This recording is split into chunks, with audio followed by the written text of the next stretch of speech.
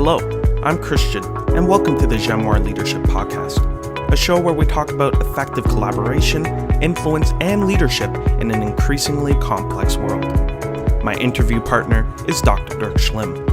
Dirk is an international leadership expert and the author of Influencing Powerful People. The purpose of this podcast is to share ideas and stimulate discussion, and it does not constitute professional advice of any kind. If such advice is needed, the services of a competent professional should be sought.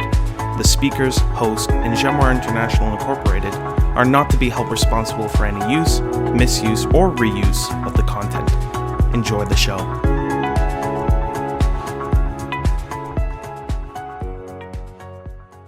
All right, and welcome back to the Jenoir Leadership Podcast. I'm your host, Christian, and I'm so glad that you're joining us for this episode. In case you missed the title, this is part 2 of our 2-part interview series with Nik Nanos. Dirk and I have been having an amazing conversation with Nik, diving into all sorts of topics ranging from Nik's story all the way to leadership, of course, in this uncertain world, so much more. But we're coming back into part 2, lots of topics to cover, getting into public opinion, how to navigate that, of course, geopolitics, very important, and of course, Nik's advice to aspiring leaders. So much to cover here. So we're going to dive right in. Part 2, Nik Nanos. Here we go. Nik, we got a series of questions for you here. So maybe shifting tracks a little bit. What role does public opinion play in shaping the strategies of successful business leaders? And maybe as a follow-up, how can they effectively manage their public image in an age of constant scrutiny? Well, first of all, doing public opinion is a grounding process that builds humility within an organization, right? Let's face it, a lot of high-performing organizations, they feed off of themselves. They think that they're wonderful, that everything is great, that everybody's happy, but it provides a bit of a grounding mechanism. And, the thing is that in my experience, high-performing organizations and high-performing teams, even when there are what I'll call minority problems that are not major, they recognize them, they learn from those, and they look to manage those. That they're not dismissive. They're not dismissive of views or issues that might not align with how great that they are. And so I put that actually at the very top of the list. When it comes to managing the reputation, it's become much more complicated now because of social media. We have companies. There's so many examples of companies who have been in trouble in social media, and maybe I can use an example. So we had one, without naming who the company was, we had one company that was basically front page news in the news, on the papers, massively trending negatively on social media, like just nasty. It was very nasty, and so we were hired to help give advice on what to do. And what we did was, and I think this is maybe a good way to look at it. I'd always kind of say, what is your core mission? So and I'd always kind of, and this might sound kind of simplistic, but I'd always kind of say, this issue that you're dealing with, does it relate to your core mission or not? If this relates to your core mission, then you must respond, right? Like if you're a product and the product starts burning up or blowing up, you have to respond. If this does not relate to your core mission, then you have to manage that differently. And so for this major corporation, we did a survey, and what we found out was, yes, customers knew about this stuff that was going on, but that it was unrelated to their core mission. That when it come to what they delivered to customers, they still did an exceptional job. We did another project similarly for an academic institution, and it was one of Canada's major universities. Someone at the university, a professor, had done something stupid. Why don't we just say that? Had done something stupid, and it was in the news, and it was trending on social media. And I remember I talked to the leaders in the institution, and I'd say, well, this does not relate to your core mission. So I said, are you still transforming young people? Are you still graduating people? Are you still delivering on your academic mandate? Yes. Well, this is somebody that has done something stupid outside of work. So you have to manage that differently. So this goes back to kind of what I said before. You have to be patient, not react too quickly, and then almost kind of like have a moment of Zen to reflect on, okay, does this cut to the heart of who we are in terms of the value or the mission that we have? Or is this something unrelated to the core mission? And to use that as a way to decide how to react. So that's kind of like the way I usually kind of look at things, because people tend to want to react to everything when it comes to managing their reputation, when the reality is if you continue to deliver a world-class product, if you have high quality deliverables, then people just say, wow, this product is really good. This other issue is unrelated to the value that I receive, even though people might not like it.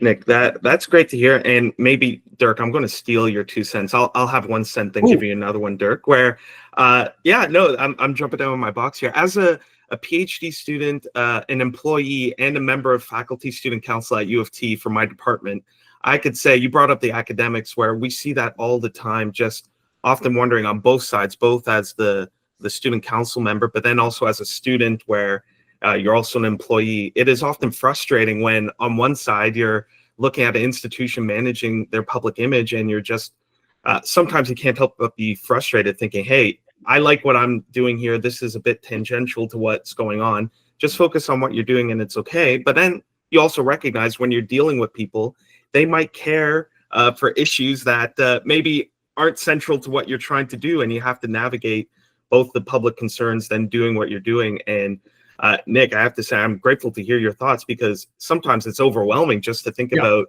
dealing with people who are emotional, but then there's a service that you're providing. So, and of course, I'm not the guy with answers. That's why, Nik, you're on, and Dirk, you're the leadership expert. So I just have to say, I appreciate hearing that. Not often on the show do we get the academic conversation in with, but I appreciate that. So Dirk, that was my little interjection. Do you have any thoughts? I make it half a cent. Yes. The key point for me was what Nik said here is, and what it shows is the power of a great question. Right? That question that Nik is saying, hey, does it relate to the core mission of the organization? And if it doesn't, don't worry about it. That really, otherwise you're talking in circles about an issue, but somebody brings in, or the outsider even, Nik, like you would be we talked about the value of an outsider in a conversation like this, right? So you guys are all getting excited here. I just have one question for you.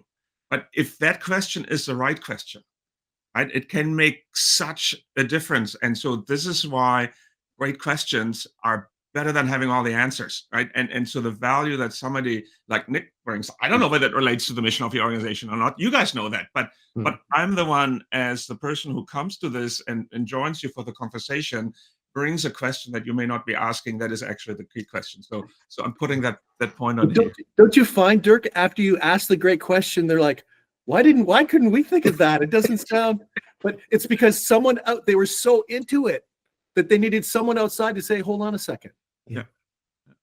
No, that's good. Yeah. And I think if people are taking notes listening to this, the value of the outsider perspective, that is fundamental in this conversation. So back to my job of keeping us moving here. So we got a few more questions here. Dirk, don't worry, I'll let you ask your favorite one coming up soon. We know there's a topic you like, but before we get there, Nik, are there any political trends or shifts that you've observed that hold valuable lessons for leaders in the private sector? Yeah, I think, and this is a longer term trend, and that is kind of the increasing sentiment of what I'll call declinism. And it's not just, it's in Canada, the United States, it's in Germany, France, the Netherlands.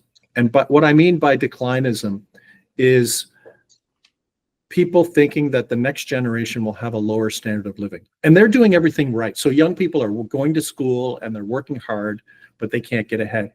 They're wondering whether they'd be able to live in the same house that they grew up in. They're wondering whether they'd be able to go on the same type of vacation, that family vacation that they went on as kids. And I'd always kind of say that, for customers, it's not enough for you just to know what they want in your area. You have to understand their psychology and the things that they're dealing with, because then you can better connect with your customers. And the other thing that I'd like to put on the table, and maybe this will be, why don't we just I'll do a little controversy alert kind of thing, is that there's been a lot of focus on the problem of income inequality, and governments, right and left and centrist, have all focused on income inequality. I think the one issue that we also have to focus on is income mobility. And and what I mean by that is reconnecting hard work with people being able to pay the bills and provide for their family and so forth. And the question is yes, the government has that's why we have a tax system. We have a tax system to redistribute wealth, to kind of have the society that we want. However, we have to be careful that we don't undermine the income mobility of people. And I'm talking about, I look at myself. So my parents were very humble people. They started off with nothing.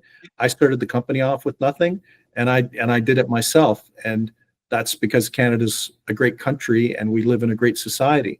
So we have to make sure that we create the conditions for income mobility, where if people are creative, if people are dynamic, if people are hardworking, that they believe that they will be rewarded. Because I think there'll be a problem in our society if people work hard and then they can't pay for the groceries and they do everything. So those are the trends that I'm kind of focused on, and I think we'll probably see a pendulum. Will there be less of a focus on income inequality, or maybe it'll go back to the way it was before, and more of a focus on what are the conditions for success. And the other thing that's really important is that people are so mobile today. They could work anywhere, and they could start a business anywhere, and they can operate anywhere. Those obstacles don't exist the same way they did 20, 30 years ago. So it's imperative for us to create conditions for Canadians to succeed, just to make sure that we don't lose talent to other countries. Yeah. Nik, that makes a lot of sense. And I think you're speaking right to where a lot of people are at and what we're wondering with Canada right now in 2025. But of course, internationally, I think a lot of the same things are happening. And maybe before we get to the next related question, Dirk, I want to, of course, let you have an opportunity to speak there. I know that's something we've been talking about in our own lives. Yeah, it's something that we discuss as a family, and this is where I heard Nik speak on this at a conference in Montreal, and I think it really resonated with the audience there. And again, Nik, as somebody coming, I know people are concerned about this. Well, Nik, how do you know? Well, this is this is actually my business to know what people are concerned about, and I think it's very powerful if you can bring that to decision makers, business people, politicians. Nik, I think this is where you're really helping, and where your insights are helping to bring the debate to, again, does it relate to the core mission? Right? And so you can ask the same question maybe of politicians and decision makers, where they're concerned about all kind of things and making an issue out of it, maybe for a political benefit, and that applies to any party. Okay? Yeah. We're not playing party politics here. That's a temptation for politicians to jump on an issue. And I wish Nik Nanos would step in the room and say, okay, wonderful debate here, people, but does it relate to the core mission that you have as a responsibility as a politician? So I'm grateful you brought that point, because I remember when you were making it when we were at that Montreal conference, people were really paying attention. So thanks for that. Yeah, no, excellent. And I'll just quickly say I got two new terms here: declinism, that's excellent, and then goat rodeo. So I am learning a lot today. So yeah, this is wonderful. So Dirk, I'm going to let you have the next question, because I know geopolitics, that has been your thing lately, that you've really been invested in. Now we have Nik here. Dirk, this is your opportunity to dive in on this one. Go ahead. Yeah, so Jennifer and I, so Jennifer is the president of Jenoir International, and Christian, you're my boss.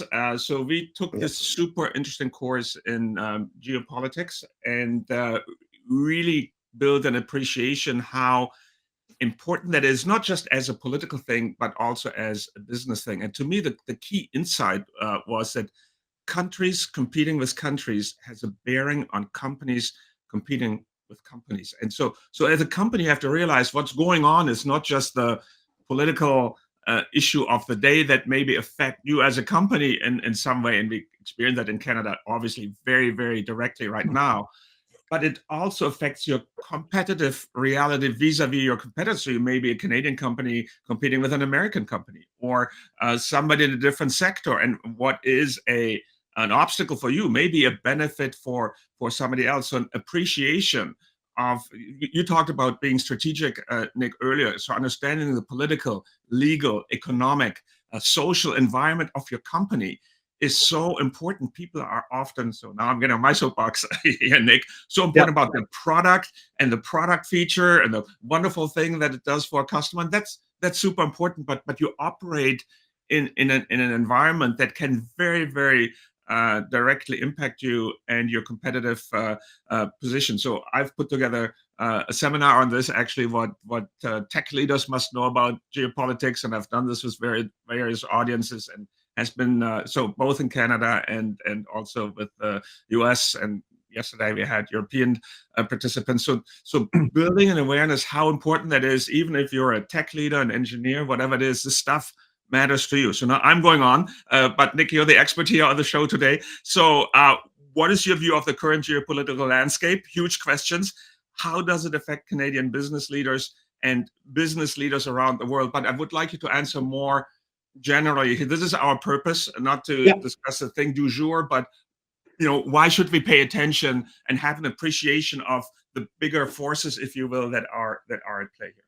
Well, the thing is that competition, the way competition is now, is a new entrant can come from one part of the world to another part of the world, at least physically and technologically, immediately. Doesn't mean that they will be successful.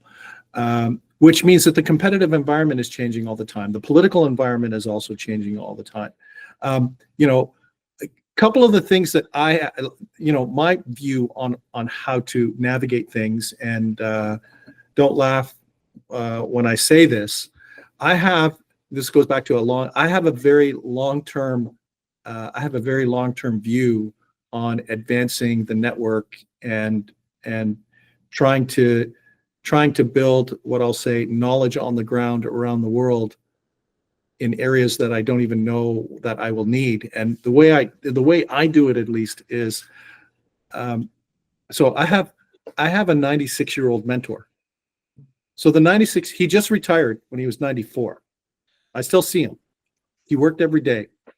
And the first piece of advice that he gave me, and he has an amazing network around the world, like an amazing network, like he has a global reach and a global understanding of what's going on.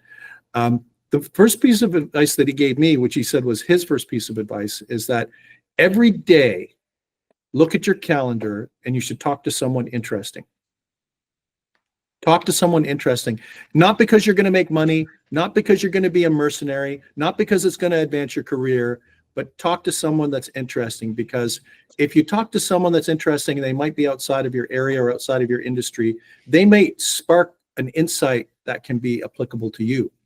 If you start talking to someone who's not just in Canada, but in other countries, then you start to build networks. And kind of like the example of Reinhardt. I was friends with Reinhardt, but then a business opportunity came 8 years after I had been friends, because we just liked each other and our wives liked each other. And I keep a list of interesting people in cities around the world. And do you know what? When you start meeting and talking to interesting people who are knowledgeable around the world, they talk about what's happening in their market. You start talking about what's happening in your market, and you learn things. And but the thing is it takes years, I would say decades, to build this type of network. What I would worry about, Dirk, to your point, is a company thinking, we've got a wonderful product, let's go into this country. And then it's like, why are we not doing well? And then it'd be like, do you know anybody there? Do you have local insight on the ground? Are you connected?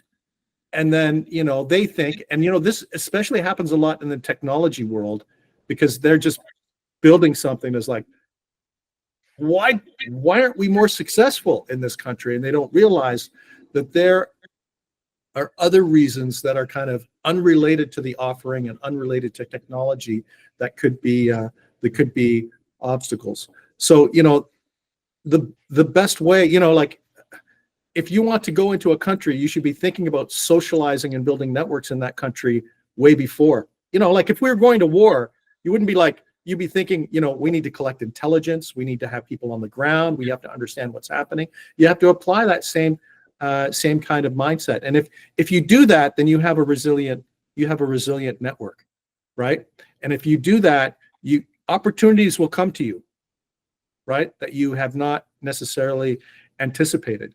So, for me, that's part of my resilience, where if I want to expand more into the United States or more into Europe, I could do that because I know people on the ground, and I could do that.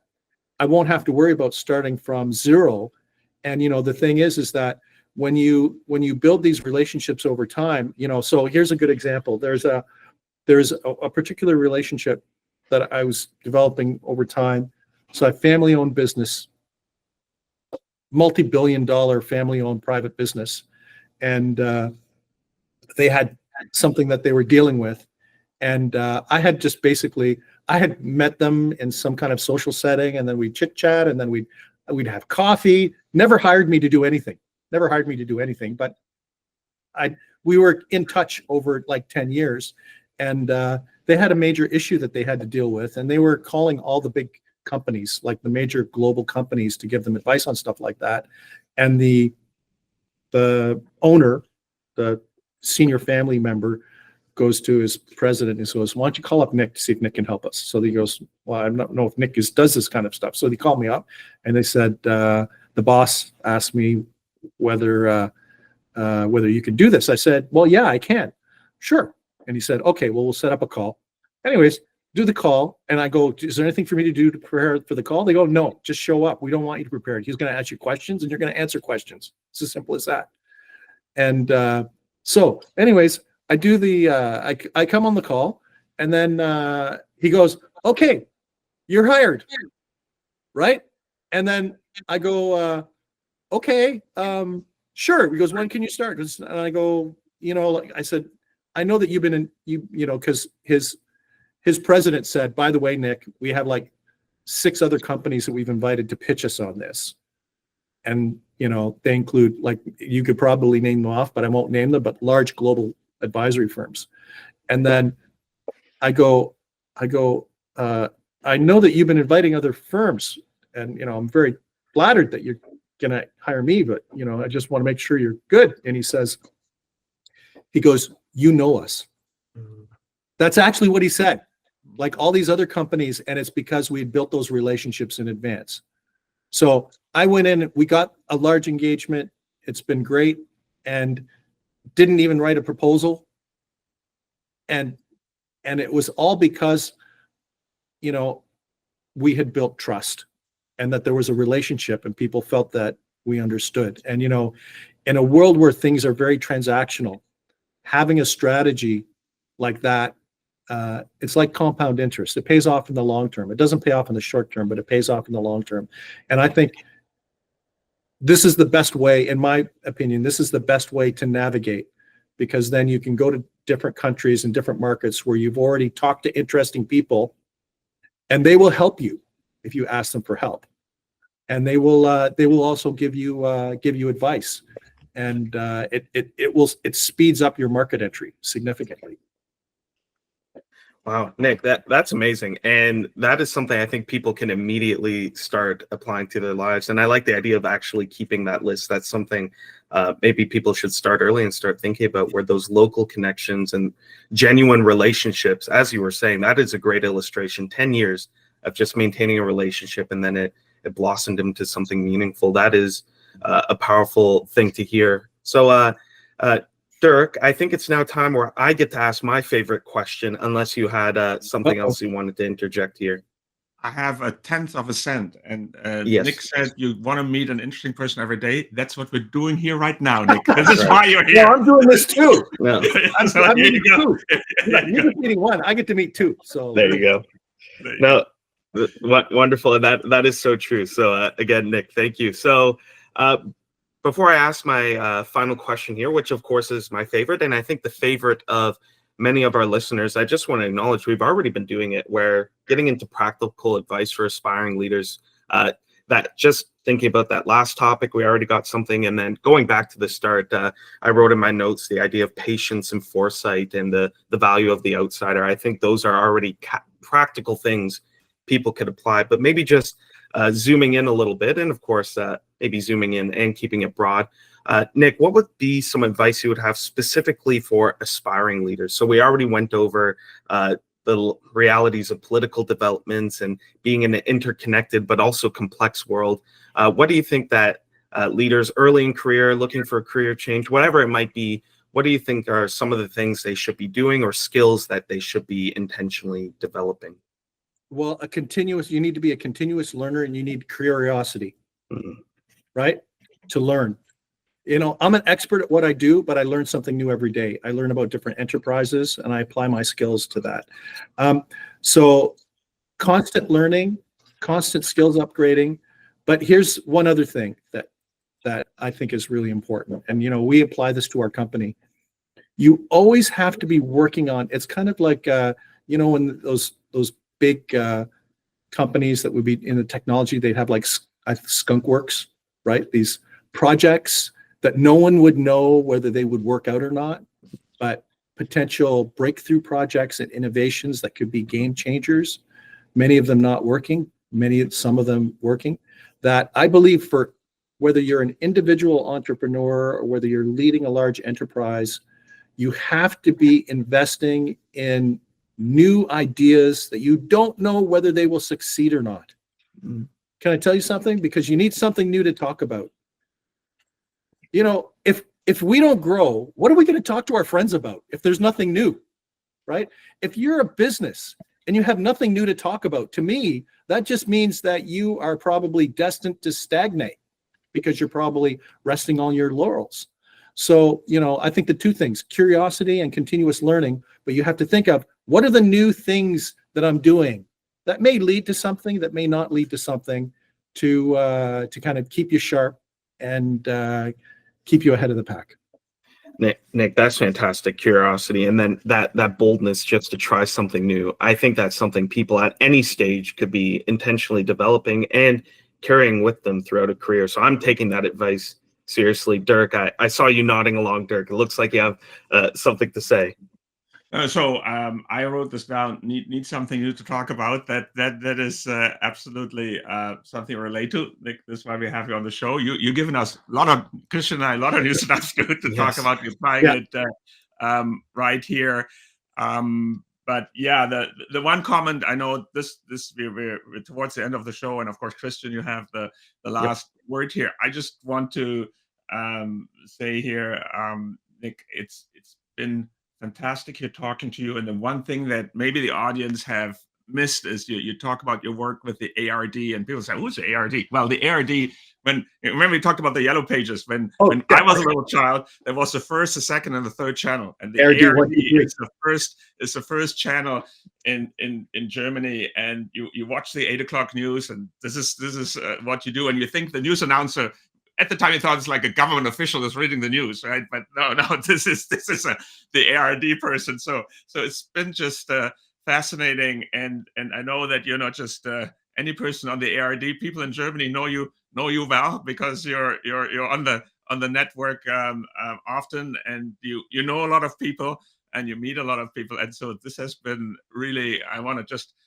bring that back. Nik is, I think you're in Ottawa here today. So that has been really fascinating, and I wanted to just put the point on that. So Christian, I'll give it back to you. No, Dirk, thank you for sharing that, and I think that's a great place to end there. So Nik, we want to thank you. We know that there's a lot going on, and you made the time to share your advice with the audience. So truly, on behalf of Dirk and I, but of course our audience as well, a big thank you for coming on today. We really appreciate it. That was fun. All right, and once again, big thank you to Nik for joining us on the Jenoir Leadership Podcast today.